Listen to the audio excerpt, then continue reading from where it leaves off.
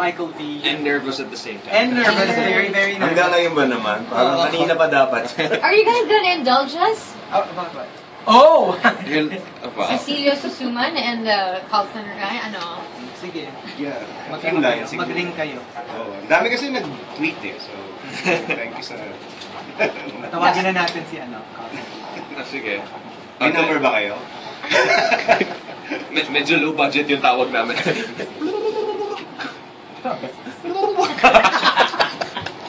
Chico! Saan naman ringing phone? Hello? Hello? Oh my God! Is it Michael V? Hindi po, ito po Titilio. Hi, nice to meet you. Gandang po, kasi po may nahanap po ako eh. Yes, I'm not from the Philippines. I'm actually American, but I kind of understand what you're talking Ay, about. Tori po, at ngayon pa lang po, nagpapaumanin na po ako, kasi po hindi po ako masyado mag-English, kaya hindi po ako nag-aaral, nagtititi nga po ako eh. Dapat po nag-aaral ako ng English ng bata. Oh, I think I can speak in Taglish. Don't make titty, because, you know, there's nothing to be, that about.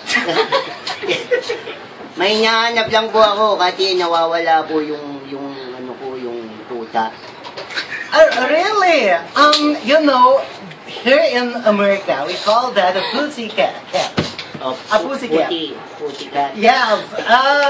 I don't know if we say it the same word. Don't say that word. Because here in America, we prepare the pussycat. Opo. Hindi po, matutulungan niyo po ba ako mahanapin nawawala akong puta? Maybe we can call him. What is the name of the pussy? Muning. Munye. Opo. Maybe we can, you know the wish? Ano po yun? Like wish. Wish. Pussy, come here, pussy. Wish. Naawa po ako, kasi po buntit po yung puta ko. Ah, really? Opo, malapit na po siya maging putang ina.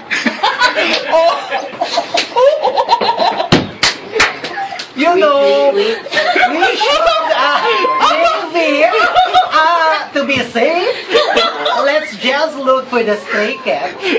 Maybe along Quezon Ave, or maybe some other place where we can find stray cats. Okay?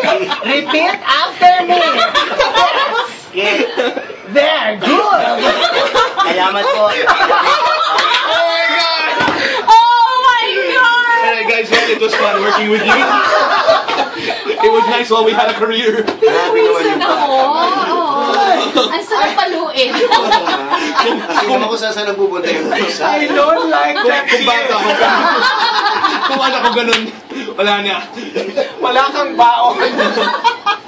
Uy, mabait naman yung bata. Pero concerned naman siya po sa pusa.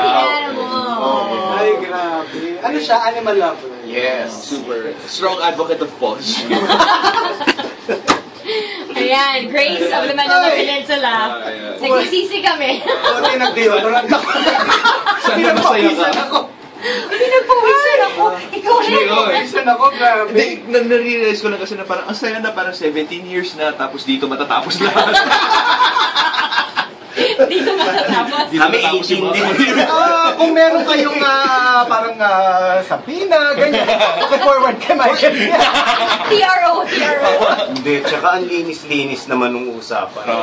He's talking about At saka huwag kayong ano sa mga may speech defect. Tagalog natin in English. many Sa bulol yung tao. Kaya nga, sa TV nga nakakalusot yan. Pwede na lang. Kung nakalusot ka din, pwede na. Oh my God. Dapat walang discrimination. Because we are still media. Right. Pero alam mo, si Michael B. welcome anytime. Pero si Cecilia huli na.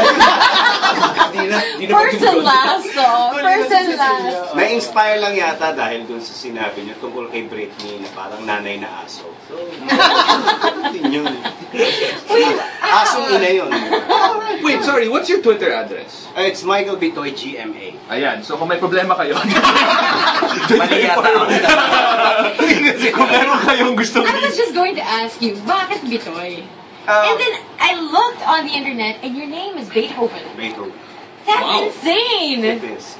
Pero it kind of sounds alike. Parang Michael. mag-spin off talaga siya from Beethoven, yung Bitoy. Bitoy, Pero right. the real reason kung bakit Bitoy ang pangalan ko was because nung high school, ginagaya ko si, I don't know if you're familiar with the original band, si Bitoy, si Bento. si Bento Jr. po ang alam. Junior ang yung senior ang original, si Bitoy. So there was this one time, nag-guest siya sa school book, show ni Tito Big and Joe. And the following day, nung high school ako, ginagaya ko yung voice. So kaya ka natawag Tinawag mo. ko. Wow. Boy Beats. Who's your favorite character that you've done? Do you have one? Kasi Kala I'm ko sure Beethoven. Parang gano'n. Parang spin-off ng Beethoven. Beethoven. Do you have a favorite? Going back, right now, before, nagawa ko na before. Yeah. Of all the... Ano bang extra close sa puso? Si Junie Lee. Junie Lee. Yeah. He's para siyang talk show host. He actually did a show with Lani Misalucha. And siya yung awkward na talk show host. Palagi siyang hindi prepared. Hindi niya alam kung sino yung artista. Kasi kawawa yung artista. Kawawa yung artista pag He nagano. always asks the wrong questions. Palagi. Which happens a lot, A lot, I'm sure. But it just becomes very uncomfortable when that happens. Yeah. So poking fun at it. Stop poking. Stop poking fun at it. Poking is what I said! Stop poking fun. Pagkatapos ng pusa. Hey, can we just thank everybody? The Morning Rush 17 is the top trending topic. Oh, thank you everyone. That's Grabe crazy. naman. Well, it's just nice nga that, at least we got the top trending topic before we got kicked out I of know. the radio show. What a way to What a way to end everything, It was a glorious career that we all had. Hindi naman siguro. You were talking about earlier how you're very OC. No, you write your own stuff. Yeah, there's a certain parang rhythm kasi when it comes to Comedy. I read a book, so I found out we were doing it na pala. Out of instinct. Oh, that's nice. Oo nga. Mababasa mo na parang this is how you do it and you're like, Yeah. wow, that's I'm already doing it. Pero, Usually naman you do it talaga via instinct. yung rhythm Instinctual yun. Tumigil ka na dyan. Alam mo, Poking. Eto na rin Dulo na rin Di ba dulo na ng journey Sagat mo na. Sagat na natin. so anyway, ayun, there was this book na nalaman namin and it was supposed to be done like that. Ang dami kasing daming mga sitcoms na most of the time nangyayari po ad-lib. Right. Oh, that's true. Ang basis lang nila is a sequence guide na wala namang totoong. Oo. Right. So parang I grew tired of that, not knowing what to do when you come to a tape Yeah. of a show, not knowing exactly what to do. So parang ibahin naman natin, gawin naman natin sigurado. So ayun. So if you're OC about it, do you surround yourself with people you think are funny? Most of the time, yeah. Or yung mga taong mga accident prone, okay din. parang kayong dalawa ni Chico kanina. Accident. It was an accident. Ay, Ay, pinawisan ako doon. Tsaka nakakatawa na for the first time, si Chico yung... Oo, umaatras Oo, siya yung umaatras. Do you know that we've never, palaging siya yung, Siya yung parating tumatawid. Tawid ng tawid yan eh. Hindi. Ano kasi, minsan nag-iiba rin ng role. Minsan... medyo ninervous. Ako, hindi talaga ako ninervous. Oh my God! May nag-tweet nga baka mapaanak na si Daniel. Hindi, tsaka dumaan yung 17 years in front of my eyes. Right. Okay, so grabe lang. And we're just so glad that you took time out to join us. We know that you're very busy. Well, maraming labada. Kung tutuusin. I have a question. Sorry that you bring up, housework. Do you have, are any of your kids funny? All of them are funny. They are actually, all of them are inspiration. Para sa akin. Kasi most of the time, they blurt out the pinaka-nakakatawang lines But and ideas. outside of the home, do people say, this kid is funny? And then they find out you're the dad. Especially yung third. Yung dalawang bunso. They always start out as funny pero pag tumatagal parang nagiging seryoso, nagsasawa ka. Daddy naman joke na naman. Di na naging seryoso. Pero like how do you come up with all these like, I guess that's the big question. Yeah. the new characters? Parang hindi siya nauubos and each one is always so parang It's not all me naman. Schizophrenic ka ba? May A little tendencies bit. ka ba na gano'n? I can be. Pero hindi.